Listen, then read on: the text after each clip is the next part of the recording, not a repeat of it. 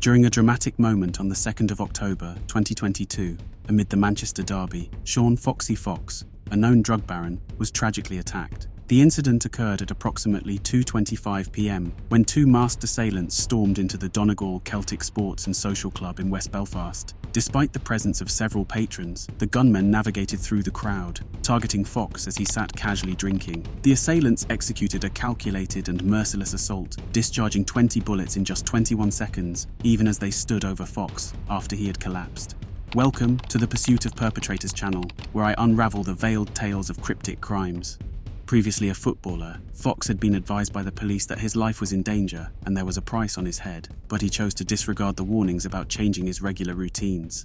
The authorities have yet to formally identify the perpetrators. Nonetheless, a £20,000 reward has been offered for information leading to their capture. The attackers are suspected to be associated with Oglai Nahirian, ONH, a minor dissident Irish Republican paramilitary group, akin to the Irish National Liberation Army, INLA.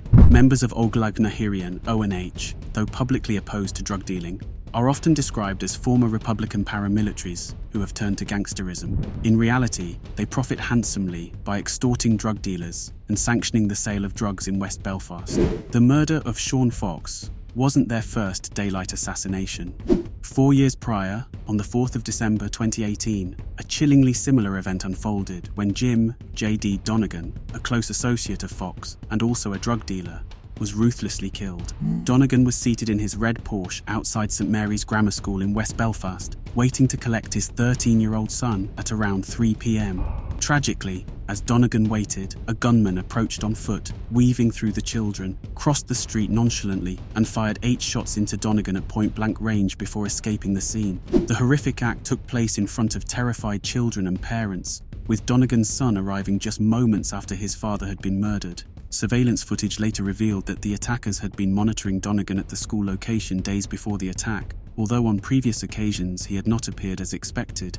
Sources suggest that the same hired assassin who targeted Sean "Foxy" Fox also executed Jim JD Donan 4 years earlier. The brutal assassination of Donegan is believed to have been a collaborative operation between Oglai Nahirian, ONH, and the Irish National Liberation Army, INLA, a ruthless reaction to Donegan's refusal to meet their extortion demands. At the time of his demise, Donegan was involved in a narcotics enterprise with 2 associates, Fox from West Belfast and another individual from East Belfast's Short Strand, known as Mr X, whose identity is kept confidential due to ongoing legal proceedings against him for importing substantial quantities of cocaine into Northern Ireland. Together, Donegan, Fox and Mr X constituted the central figures of a gang referred to as the Marbella Mob. This group, originating from West Belfast and the Short Strand area of East Belfast, was notorious for flaunting their ill-gotten gains in Marbella, a city in Spain then recognised as a hub for the Kinahan cartel. The Kinahan cartel, responsible for importing cocaine from South America, supplied the Marbella Mob. In return, Donegan, Fox and Mr X met the increasing extortion demands from Oglai Nahirian, ONH, and the Irish National Liberation Army, INLA, to gain permission to distribute the Kinahan's cocaine in West Belfast. It was here that the Tarmacers came into play. This youthful gang from West Belfast was employed by the Marbella Mob for local distribution purposes.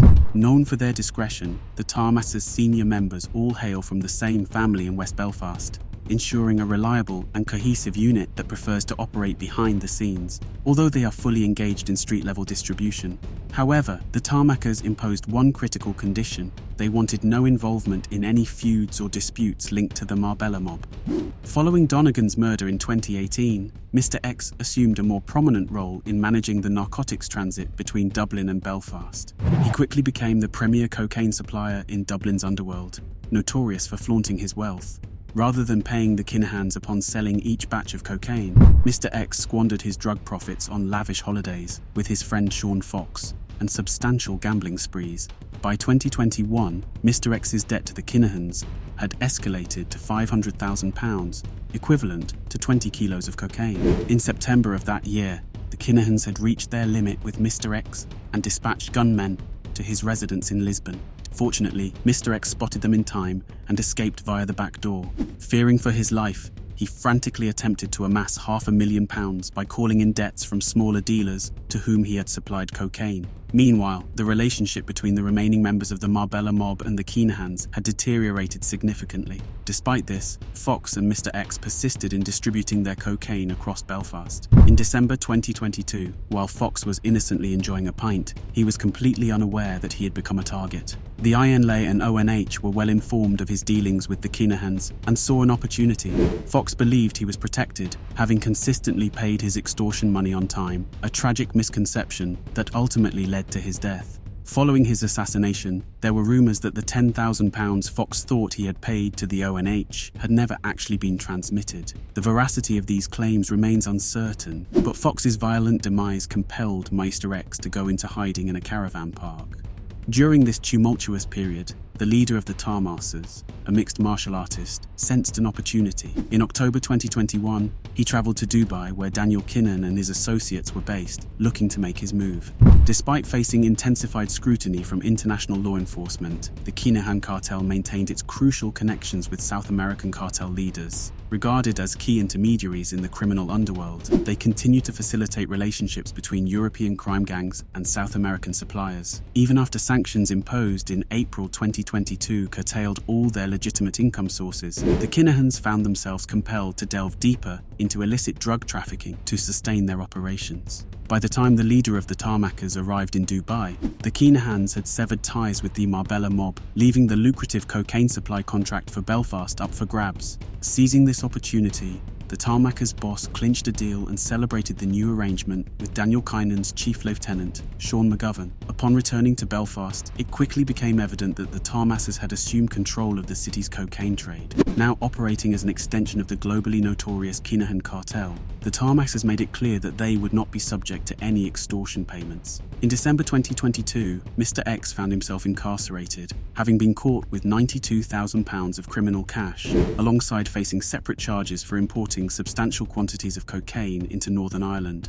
With Donegan and Fox deceased and Mr. X imprisoned, the Marbella Mob effectively dissolved, clearing the way for the Tarmacers to step in. Within less than 2 years, the leader of the Tarmacers had transformed his family-based gang from modest street dealers into the predominant wholesale cocaine supplier across Northern Ireland, without succumbing to extortion payments demanded by the same Republicans linked to the killings of Sean Fox, JD Donan, Warren Crossan, a kingpin from West Belfast, and his enforcer, Mark Hall. Over recent years, the Tarmacers have skillfully navigated through complex operations, managing to avoid both media exposure and scrutiny from the Police Service of Northern Ireland, PSNI. They leveraged the mob's mistakes and opportunities, rapidly evolving from mere street-level dealers to becoming trusted partners of the Kinahans in an impressively short time frame.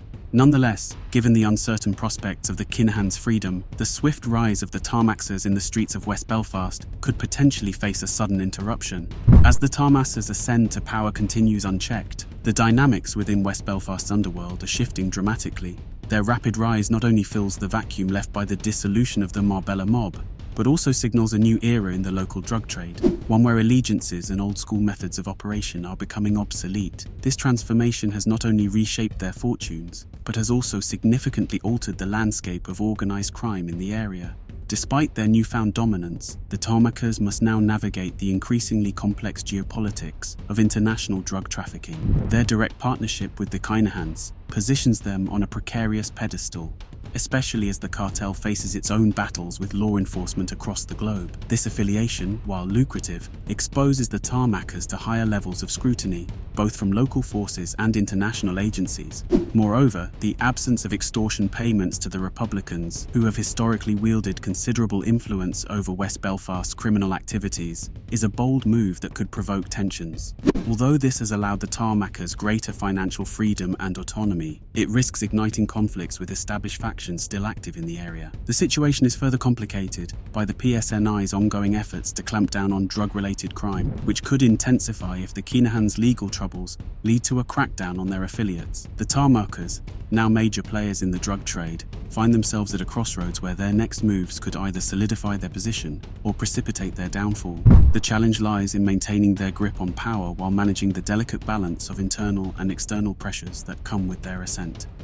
Only time will tell how the Tarmacers will navigate these turbulent waters, and whether their strategy will sustain them in the face of the myriad challenges that lie ahead.